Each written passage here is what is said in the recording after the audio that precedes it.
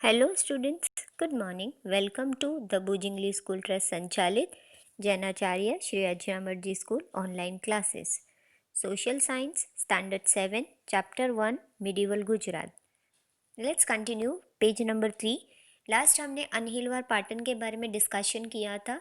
अब उसके आगे देखते हैं। Anhilwar Patan had not only dynamic kings and academicians but the queens were also equally dynamic. सिर्फ ऐसा नहीं था ना कि अनहिलवार पाटन में सिर्फ जो किंग्स थे वो पावरफुल थे और ऑनेस्ट और डायनेमिक थे, उनके साथ साथ वहाँ की जो क्वींस थी उतनी ही इक्वली डायनेमिक थी, बहुत ही ज़्यादा courageous, Bahadur. In fact queen Udayamati build a step well for the welfare of her subjects. Queen Udayamati, उन्होंने एक स्टेप वेल बनाया था लोगों के वेलफेयर के लिए, उनकी भलाई के लिए, जिसका नाम रखा गया था। This step well is known as Rani ki Vav. This step well consisting of 7 levels is an unparalleled example of art and architecture. Queen Udayamati ने लोगों की भलाई के लिए स्टेप वेल बनाया था जिसको नाम दिया गया था रानी की वर्व। और ये जो स्टेप्स बनाए थे 7 लेवल्स के बेस्ड पर अनपैरेलल्ड बनाए गए थे, और ये एक बहुत ही खूबसूरत एग्जाम्पल है आर्ट और आर्किटेक्चर का जो एंशियंट टाइम में क्वींस और किंग्स बनाते थे। The beautifully carved stone idols tell us the glory and prosperity of the Solanki era. जितने भी ब्यूटीफुल और खूबसूरत जो कार्व्ड स्टोन्स है, पत्थर है, पत्थरों के जो आइडल्स बने गए, वो एंशियंट टाइम की सोलंकी एरा की ग्लोरी, यानी उनका जो प्राउड मोमेंट था, और उनकी प्रोस्पैरिटी यानी कितना उनके पास फाइनेंशियली इनॉर्मस वेल्थ था, उसके बारे में हमें बताता है। Queen Minal Devi, king Siddhraj Jaisingh's mother, was much concerned about the welfare of the subjects and waived the pilgrim tax। अब एंशियंट टाइम में ऐसे होता था कि अगर आप टेम्पल में जा रहे हो तो वहाँ पर lower caste, upper caste, middle caste सबके लिए टैक्स लगता था। तो जो पुअर पीपल होते थे वो टैक्स पे नहीं करते थे, यानी मंदिर में दक्षिणा उनको अलग से देना पड़ता था, और उनके पास इतना वो नहीं होता था। तो क्वीन मीनल देवी, जो सिद्धराज जयसिंह की मदर थी, उन्होंने टैक्स फ्री कर दिया। पिलग्रिम टैक्स यानी जो मंदिर में जो टैक्स लगता था उसको हटा दिया ताकि लोगों की भलाई हो सके और वो मंदिर में गॉड के सामने प्रे कर सके बिना कोई भी प्रॉब्लम के। The Malav Lake at Dholka and the Munsar Lake at Viramgan were constructed on her instruction। In fact उसके अलावा उन्होंने ढोलका पर मालव लेक और विरामगाम में मुनसर लेक दोनों ही कंस्ट्रक्शन करवाया था। उनके इंस्ट्रक्शन पे ये लेक्स बनाई गई थी। You can see on this page 1.4 पर मुनसर lake. The Sahasralinga Lake of Patan was constructed during the reign of king Siddhraj Jaisingh. In fact Patan में जो सहस्रलिंगा लेक है वो भी सिद्धराज जयसिंह के टाइम पर बनाई गई थी। The history of Anhilwar Patan is associated with the name of a brave heroic lady. यहाँ पर अनहिलवार पाटन में ऐसे सिर्फ बहुत सारे लोग थे जो कनेक्टेड थे, किंग्स भी और क्वींस भी, और उनकी ब्रेवरी पे। इनफैक्ट हीरोइक लेडी, जो एक हीरोइन हीरोइन की जो क्वालिटी होती है, पावर होती है, वो हीरोइक लेडी का पावर बहुत सारी क्वींस में भी था। After the death of the king Ajay Pal his son became too young. जब किंग अजय पाल का डेथ हो गया तो उनके संग बहुत ही यंग थे, बहुत ही छोटे थे। Queen Nayaki Devi his mother took over the responsibility of the kingdom. उसके हस्बैंड की डेथ के बाद, यानी अजय पाल की डेथ के बाद, न्यायकी देवी ने खुद पूरी रिस्पॉन्सिबिलिटी ले ली थी किंगडम को संभालने की। During this time Shahabuddin Ghori cross the desert and attack Gujarat. जब न्यायकी देवी किंगडम संभाल रही थी, when she was taking the responsibility, उस टाइम पीरियड में शहाबुद्दीन गोरी डेजर्ट को क्रॉस करके गुजरात तक आ चुका था और उन्होंने अटैक किया था गुजरात पर। Queen Nayaki Devi exhibited enormous courage, tied her infant son to herself, led the army of Gujarat into the battle and successfully defeated Shahabuddin गोरी। उस टाइम पर उनका बेटा बहुत ही छोटा था, टू यंग, इन्फेंट था, यानी बहुत ही छोटा सा बेबी था वो। फिर भी उन्होंने अपने बच्चे को अपने बॉडी से टाई करके और फिर उन लोगों के साथ बैटल में लड़ी, वॉर किया।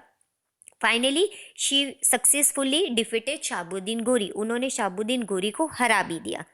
After the Solanki dynasty the Vaghela dynasty ruled over Gujarat. अब यहाँ हम देखेंगे लाइन वाइज हर एक हर एक डायनेस्टी आ रही थी। अब सोलंकी डायनेस्टी के बाद वाघेला डायनेस्टी थी, जिन्होंने गुजरात पर अपना कब्जा जमाया था, जिन्होंने गुजरात को रूल किया था। The last emperor of the Vaghela dynasty, Karan Dev Vaghela, was defeated by Alauddin Khilji, and it brought to the end of the Rajput rule over Anhilwar Patan। जो वाघेला डायनेस्टी के लास्ट एम्परर थे, जिनका नाम था करण देव वाघेला, जो अलाउद्दीन खिलजी से हार चुके थे, वो डिफीट हो चुके थे और फाइनली राजपूत रूल खत्म हो गया अनहिलवार पाटन से। Later on for a period of time Anhilwar Patan remain the capital of Gujarat just for a namesake. कुछ टाइम पीरियड के लिए अनहिलवार पाटन का नाम कैपिटल, गुजरात का कैपिटल बन के रहा, सिर्फ नाम के लिए था, कुछ ही टाइम पीरियड के लिए। ड्यूरिंग द सल्तनत एरा, अहमद शाह एस्टाब्लिश अहमदाबाद इन 1411 CE। जब सल्तनत एरा था, यानी जो मुगल्स का टाइम पीरियड आया, तो उस टाइम पर अहमद शाह ने अहमदाबाद सिटी को डेवलप किया था 1411 में। Thereafter Patan ceased being the capital of Gujarat and became the headquarters of सुबागिरी डिस्ट्रिक्ट। उसके बाद कुछ टाइम पीरियड के बाद जैसे अहमदाबाद एस्टैब्लिश हो गया, तो पाटन को कैपिटल ऑफ गुजरात से हटाकर उसका हेडक्वार्टर्स बना दिया गया सुबागिरी का।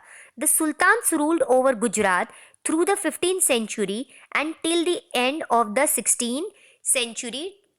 उन लोगों ने जो शुरुआत की थी 15 सेंचुरी से शुरू की और 16 सेंचुरी तक उनका ये टाइम पीरियड चलता रहा। During this era notable sultans like Ahmad Shah, Mahmud Begada and Muzaffar Shah ruled over Gujarat. In fact Rajput rules के बाद जब सल्तनत एरा स्टार्ट हुआ तो बहुत सारे सुल्तान थे जिन्होंने रूलिंग की थी गुजरात पर। नोटेबल सुल्तान थे, बहुत ही वो लोग भी पावरफुल थे, जैसे Ahmad Shah, Mahmud बेगदा and Muzaffar Shah. At the beginning of the 17th century, the Mughal dynasty established itself over Gujarat, and thereafter many kingdoms came into the existence in Gujarat. जैसे ही 15 और 16 सेंचुरी कंप्लीट हुआ, 17 सेंचुरी स्टार्ट हुआ, तो Mughal dynasty indirectly establish होने लगी गुजरात पर। उसके बाद बहुत सारे किंगडम्स आए एग्जिस्टेंस में गुजरात में। अब हम बात करेंगे एडमिनिस्ट्रेशन के बारे में ऑन पेज नंबर 4 कि किस तरीके से एडमिनिस्ट्रेशन सिस्टम चलता था उस टाइम पीरियड पर। During the Solanki era the king was the most powerful of all. यानी जब सोलंकी पीरियड चल रहा था उस टाइम पर सिर्फ किंग को ही पावरफुल मैन माना जाता था, हर डिसीजन सिर्फ किंग का होता था। The various departments of the kingdom were handled by the different ministers. बहुत सारे डिपार्टमेंट्स बना दिए गए थे किंगडम के, जो अलग अलग मिनिस्टर्स हैंडल करते थे। The most important minister was known as Mahamatya, who looked after the finance department. Shrikaran जो फाइनेंस यानी पैसे के मामले में जो हैंडल करता था, कितना पैसा आया, कितना टैक्स जमा हुआ, उसको बोलते थे महामात्या, जो ये सब चीज़ों के पीछे फाइनेंस डिपार्टमेंट में रहकर फाइनेंशियल देख रेख करते थे। The most important department of the administration was known as Mandal. In fact उसके अलावा जो एडमिनिस्ट्रेशन का जो मेन डिपार्टमेंट था उसको कहते थे मंडल। The capital of this kingdom was located on the bank of the river Saraswati and hence it was known as Saraswati Mandal. यहाँ पर बताया गया है कि जो कैपिटल किंगडम का जो कैपिटल था वो रिवर सरस्वती के पास में लोकेट था, इसीलिए उसको नाम दिया गया था Saraswati Mandal. The sub section of the mandal was known as pathak. जो मंडल थे उनके जो अलग अलग सेक्शंस डिवाइड किए गए थे, जो पार्ट्स डिवाइड किए थे, उसको कहा जाता था पाठक। There were several such pathaks which included many villages within their folds. बहुत सारे अलग अलग पाठक्स थे जिसके अंदर अलग अलग छोटे छोटे गांव आते थे और वो लोग उनके पीछे उनकी देखभाल करते थे, यानी गांव में विलेज में जितने पार्ट्स थे उनका ध्यान रखने का काम पाठक्स का था। Mandal such as Kutch Mandal, Saurashtra Mandal, Khetak Mandal, Kheda, Lat Mandal, Metpat Mandal were the present during times. Solanki era के टाइम पर कुछ मंडल्स प्रेजेंट थे जिनके नाम अभी मैं again I will repeat it. Kutch Mandal, Saurashtra Mandal, Ketak Mandal यानी खेड़ा, लाट मंडल, मेटपाट मंडल।